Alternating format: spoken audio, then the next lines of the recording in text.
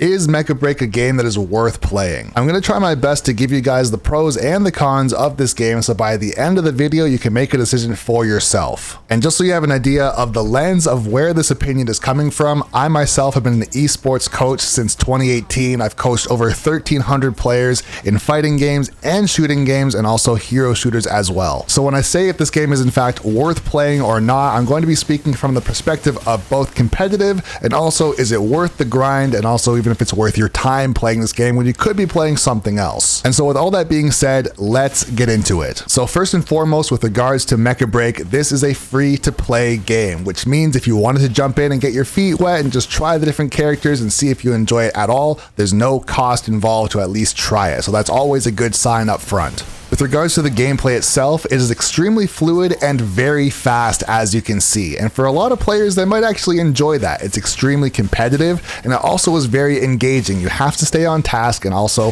callouts and comms are going to be flying. So if you are a passionate gamer, then you might like the pace of the game. However, with that being said, you absolutely can still relax and have fun. There's a quick play mode as well too. So if you enjoy shooting around with your friends and you want to just kind of relax and have some fun, then it is possible to do that. But the majority of the gameplay is targeted towards being more competitive. Which brings me to the format of the game. This game is a 6v6 hero shooter style game. And I say style because there are a couple components that are not in this game that are in typical hero shooters when you think of a game like Overwatch or Marvel Rivals. One of the biggest differences in this game compared to a game like Overwatch or Rivals is that the roles in this game are not absolutely game breaking. And what I mean by that is that there are support characters and there are tank characters. However, if you do not have a tank on your team or you don't have a support on your team, you are not automatically losing. There is a lot of different strategy to play around, for example, not having support characters on your team. Another big difference as well too is that once you choose your character, you are locked in for the entirety of the match, which means there's no counter swapping or counter picking your enemy. If you happen to pick a character that you are not doing very good on for whatever reason, you're locked in until the end of the match. However, with that being said, the characters are much more balanced between each other, which means that if you happen to choose a particular character and you are in fact locked in, your character is not so easily defeated or countered that you literally cannot do anything for the duration of the match. Every character is much more balanced, and that kind of pulls it away from the feeling of a hero shooter. So yes, the characters do have different abilities such as assassins or snipers or tanks with shields or even support characters, but none of the characters are so strong or so polarizing that if you happen to choose wrong in the very beginning phases of the game that you automatically lose, which is a very good feeling because it means you have the ability to master your character and also learn matchups versus simply automatically losing no matter what your skill level is. Another massive difference that I have to point out as well too is that Mecha Break does not have an ultimates system. And what I mean by that is you do not build an ult charge to then unleash an unstoppable or insanely powerful attack that will instantly win a team fight. This means that there's no one-shot moves or god mode abilities from support characters that allow you to play quite poorly for the majority of the beginning of the match, build an ult charge, and then bring things back. And I will say, from the perspective of competitive, if you're someone who's on the receiving end of one of those ultimates, it can feel very corny and very cheesy in a hero shooter to have your win stolen from you because the enemy team just face rolled their keyboard, blasted all their ultimates, and then took over a point or pushed you off a point. However, on the other hand, with no ultimates in Mecha Break, this means that if the other team is better than you, there is simply nothing you can do other than try to make an incredible play or be very coordinated with your team to try and make a comeback. Like I had mentioned, there's no magical button that will instantly win a team fight for you or keep everybody alive. Speaking of other very important mechanics, one of the big mechanics in Mecha Break is that there is an auto-locking system, but don't be fooled. While you can more easily land your shots while auto-locked onto your enemy,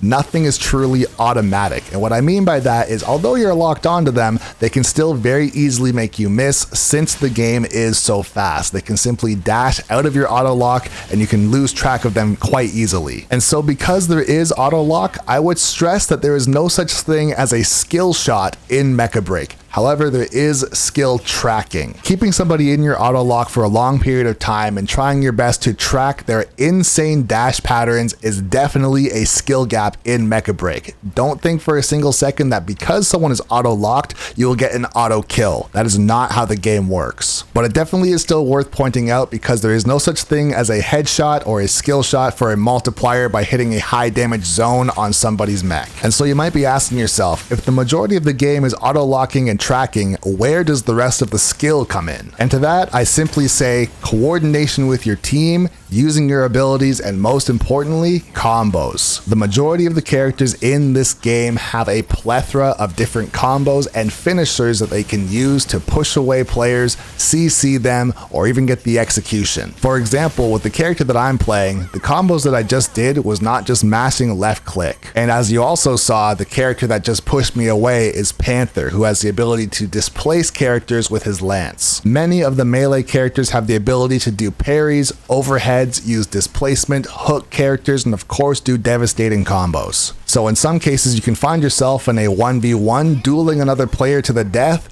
or fighting in an entire team fight where you want to use your large AoE attacks to do as much damage as possible, then try to escape with your life and recover. And speaking of recover, some characters do unrepairable damage unless you have a support. For example, Panther uses his lance and can do true damage. Also Stellaris, which is the character I'm using, can also do true damage, which takes down the HP or green bar on the enemy's HUD. And interestingly enough, there are some characters that are not considered to be support characters, such as Tricera, who does have the ability to heal his teammates if you happen to stand close to him while he's in turret form. But the majority of the game, you're going to be relying on your overshield, which is going to be the white bar outside of the green bar. This recovers on its own as long as you are out of combat. And so you also might be wondering, well, what happens if you have a support player on your team? How strong is the healing? Well, I'm very happy to say that the healing itself is not so unbelievably powerful that somebody can stand in literal fire and never die, which means that support characters do not automatically win games, and more importantly, you cannot just play Unga Bunga and have your support keep you alive. There's also no burst healing in Mecha Break, which means that there's no button where if you happen to be in danger, somebody can heal you for 80% of your health in the blink of an eye. All of the healing is healing over time, and if you are being attacked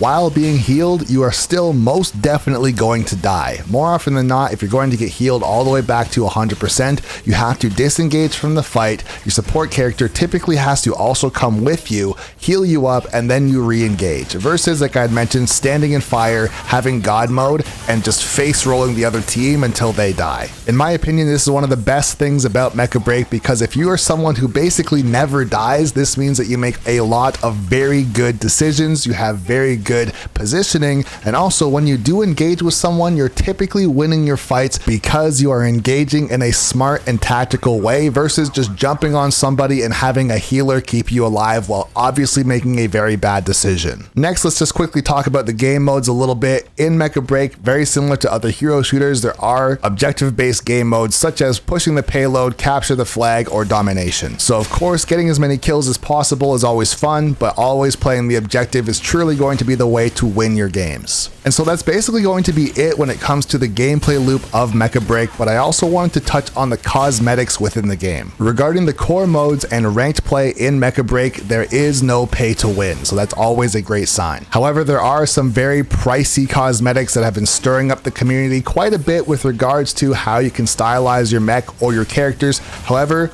if you're someone who's more interested in just the gameplay, the cosmetics themselves are not really that big of a deal. There are things that you can pay for with real money, but for the majority of changing the color of your mech or stylizing your character is mostly all free. There are in-game currencies that you can earn by doing dailies or simply just playing the game, so if you do want to customize the look of your mech or also the character itself, the majority of it is in fact free. If you want to go the extra mile and spend some money, then you're of course more than welcome to do that as well too. But like I mentioned, it has no actual effect on the game unless you want to have max aura and Mog on all of your enemies, but besides that, it doesn't really do anything. So let me know down below, are you going to be playing Mecha Break competitively, casually, or maybe it's not for you? This is MOS Tricks, and thanks for watching.